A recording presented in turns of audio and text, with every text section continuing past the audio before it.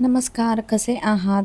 आज आहे दसरा आणि व्हिडिओ थोडासा लेट येतोय कारण मी 2-3 दिवस घरी नव्हते.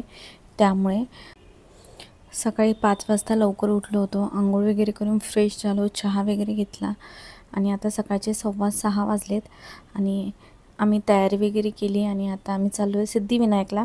नेहमीप्रमाणे बाप्पांचं दर्शन घ्यायला.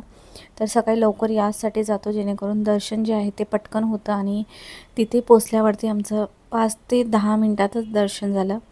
नंतर दुपारी खूप मग रांग असते, त्यामुळे मग आम्ही सकाळीच जातो नेहमी.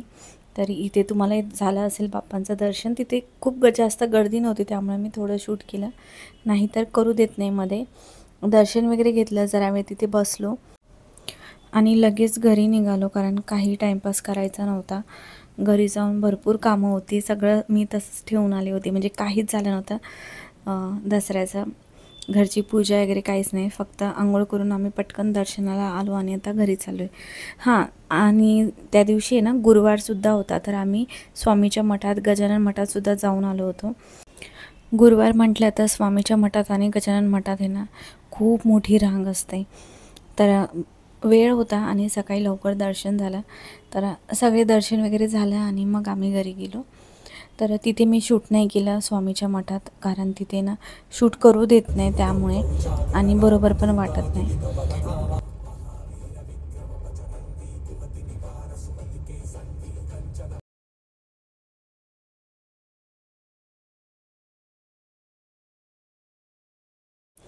घरी आल्यानंतर सगळ्यात पहिले तर जे आहे ते सगळ्या देवांना छान मी अंघोळ घातली. पूर्ण मंदिर जे आहे ते क्लीन केलं. म्हणजे आपण कलश होता, मंगल कलश, तर तो मी उचलला.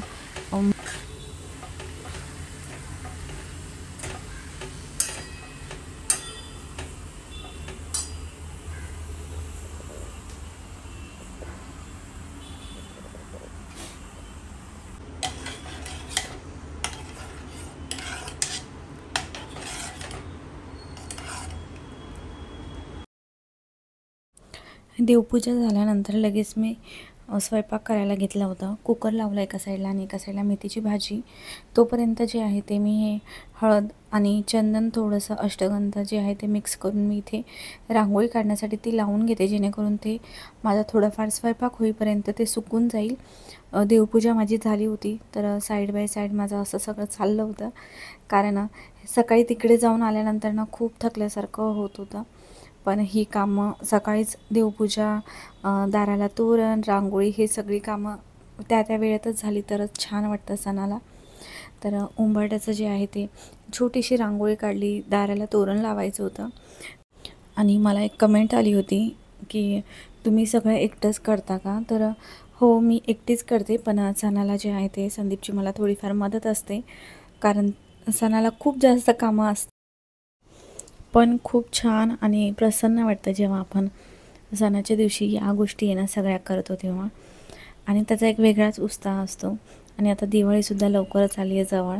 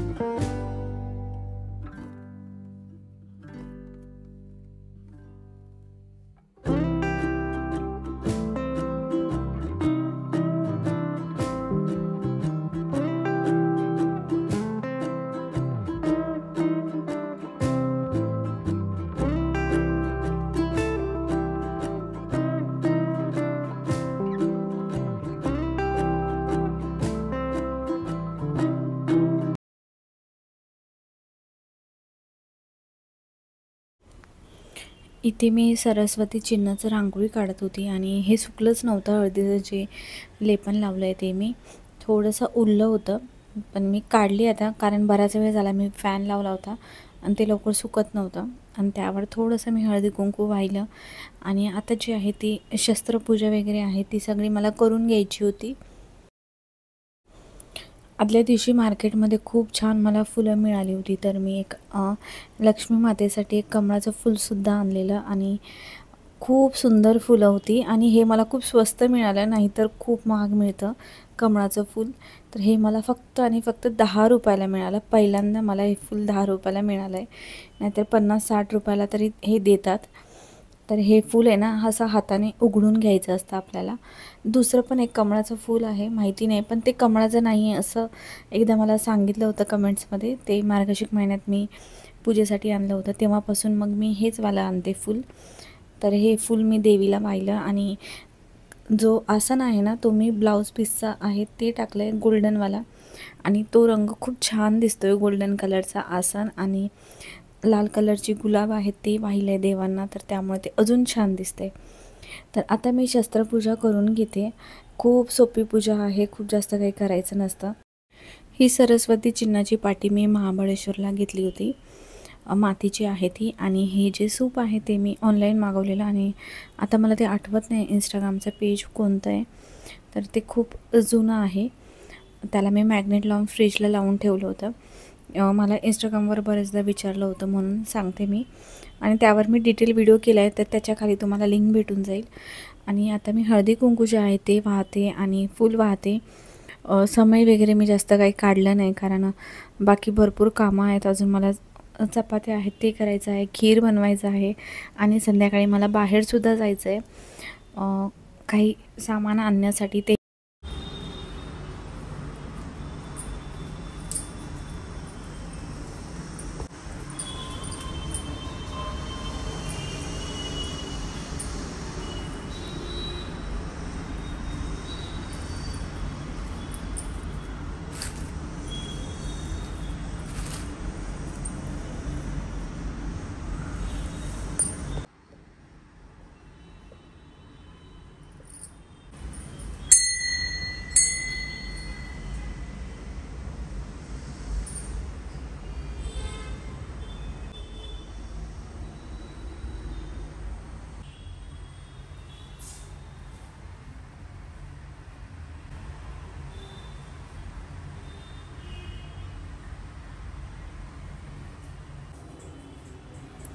आमच्याकडे जास्त करून दिवाळीला, होळीला, पोळ्याला पुरणपोळीचा नैवेद्य जास्त असतो.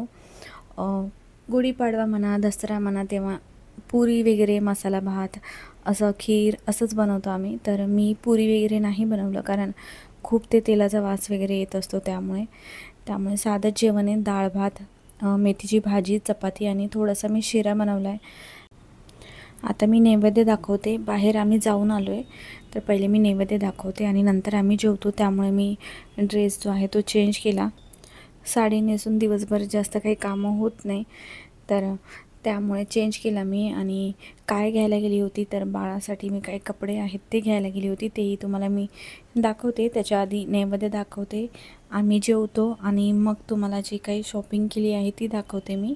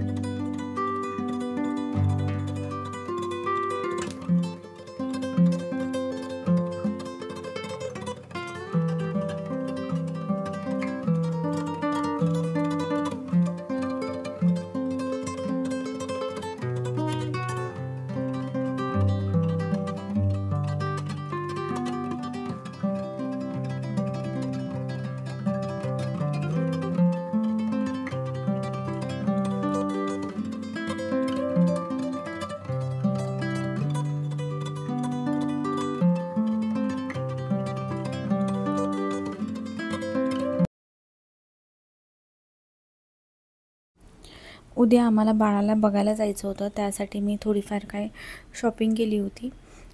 शनिवारी आम्ही गेलो होतो. तर छोटे छोटे असे काही कपडे आहेत जे एकदम सॉफ्ट आहेत, मस्लिनचे पण काही आहेत आणि याचं फॅब्रिक खूप सॉफ्ट आहे. धुतल्यावर खूप छान जे आहे ते नरम पडतील, टोचणार नाही काही. आणि हे असे काही बांधायचे आहेत, काही असं टी शर्टसारखं, काही शिवलेस असे आहेत आणि कलर पण छान आहेत, असे पेस्टल कलर छान दिसतात. आणि ही सगळ्यात स्मॉल साईजमध्ये मला ही पॅन्टी मिळाली. मी याच्यापेक्षा अजून लहान बघत होते पण नव्हत्या. आणि ह्यांचं सगळ्यांचं जे आहे ते कापड खूप सॉफ्ट आहे.